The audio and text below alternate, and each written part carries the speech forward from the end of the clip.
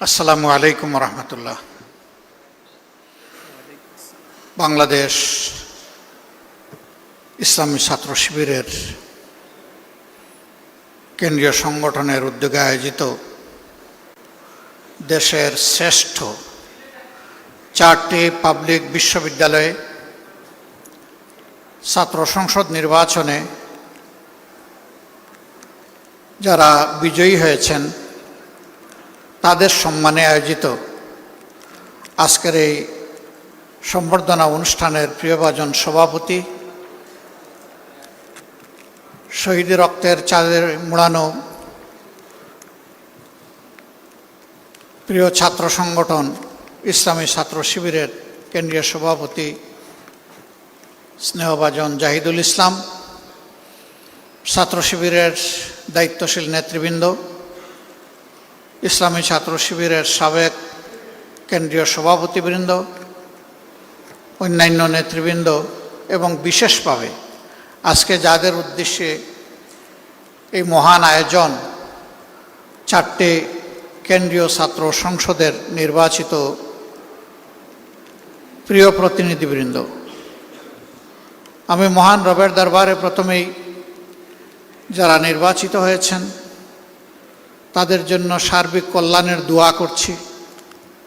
আল্লাহ তাআলা তাদেরকে যেন সুস্বাস্থ্যের সাথে নৈতিক দায়িত্ববোধে জাগ্রত হয়ে অর্পিত দায়িত্বটুকু তারা পালন করতে পারেন, সেই তৌফিক যেন মহান মওলা তাদেরকে দান করেন, সেই দোয়া করছি। এ ছাত্র সংসদ নির্বাচনগুলো দীর্ঘদিন পরে শুধু ঢাকা বিশ্ববিদ্যালয়ের মাঝখানে নির্বাচনের হালকা একটা ঝলক দেখেছিল 19 সালে। বাকিগুলার অবস্থা ছাত্র সংসদ যেন তামাদি হয়ে পড়েছিল, অপ্রাসঙ্গিক। কখন এটা হবে বিশ্ববিদ্যালয়ের ছাত্ররা তা জানতেন না। শুধু ছাত্র সংসদ কেন, সারা দেশটাকেই তো এমন করে ফেলা হয়েছিল, যার কারণে এই ছাত্র সংসদ নির্বাচনের তীব্র আকাঙ্ক্ষা জুলাই বিপ্লবের পর ছাত্র সমাজের মধ্যে জেগে উঠে এবং তারা আওয়াজ তোলেন। এ পথে বাধা ছিল, সব বাধা মাড়িয়ে 4টি বিশ্ববিদ্যালয় ইতিমধ্যেই নির্বাচন অনুষ্ঠিত হয়েছে। আমরা আশা করছি বাকি পাবলিক বিশ্ববিদ্যালয়গুলোতেও যথাশীঘ্রই নির্বাচন অনুষ্ঠিত হবে। নির্বাচনে যারা অংশগ্রহণ করেছেন তারা সকলেই অভিনন্দন পাওয়ার যোগ্য, কারণ অংশগ্রহণ করাটাই একটা বীরত্ব। লড়াই করে যে বীর সেই। নির্বাচনী এই যুদ্ধে যারা অংশগ্রহণ করেছিলেন সকল ছাত্র সংগঠনের সকল অংশগ্রহণকারীদেরকে আমি অভিনন্দন জানাচ্ছি এবং বিশেষভাবে যারা নির্বাচিত হয়েছেন তাদেরকে আরেক দফা অভিনন্দন জানাচ্ছি। তবে এই অভিনন্দনের সাথে আমাদের অনেক প্রত্যাশা, এ জাতির প্রত্যাশা। আমি দলের কোনো দায়িত্বশীল ব্যক্তি হিসাবে বলছি না, আমি দেশের একজন নাগরিক হিসাবে বলছি। এই বিশ্ববিদ্যালয়গুলোতে যারা লেখাপড়া করেন মেধার দিক থেকে তারাই এগিয়ে, সেই মেধাবীদের কাছে জাতির পাওনা আছে, সেই পাওনাটুকু তারা দেবেন এটা আমরা আশা করি। কি হবে এই ক্যাম্পাসগুলো? আমাকে কেউ জিজ্ঞেস করলে আমি বলি এই ক্যাম্পাসগুলো নতুন নেতৃত্বের হাতে এমনভাবে গড়ে উঠবে, পরিচালিত হবে।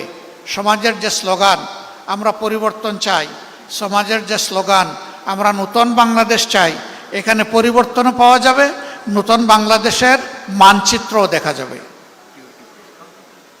কাজে এই ছাত্র প্রতিনিধি বন্ধু এবং বোনেরা এটা মনে করার কোনো কারণ নেই যে শুধু ক্যাম্পাসের মধ্যেই দায়িত্ব সীমাবদ্ধ, বরঞ্চ গোটা জাতির স্বপ্ন সারথি। এই স্বপ্নকে ধারণও করতে হবে, আবার স্বপ্নকে বাস্তবে রূপ দিতে হবে। আমাকে লোকেরা আরও জিজ্ঞেস করে আগামীর বাংলাদেশটা কেমন হবে।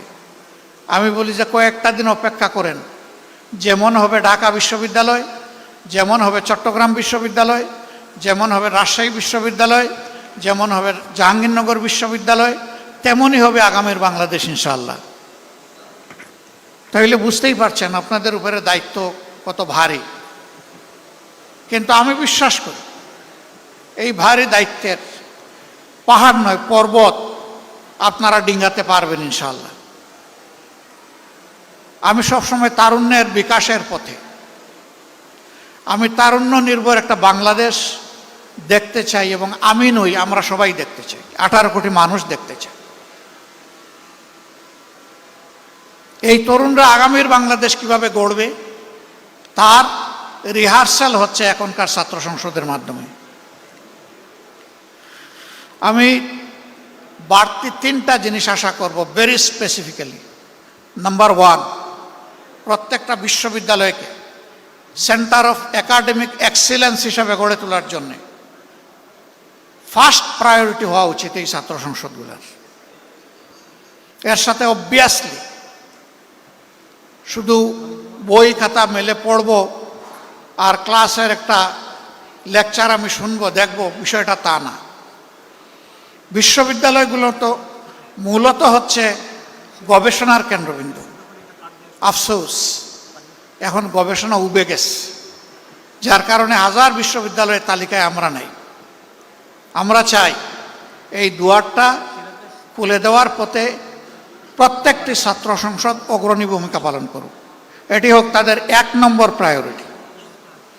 এর সাথে শিক্ষার পরিবেশ নিশ্চিত করার জন্য যা দরকার ক্যাম্পাসে যতটুকু ম্যাক্সিমাম সামর্থ্য কুলায় সেই এফোর্টটাকে ম্যাক্সিমাইজ করা দরকার।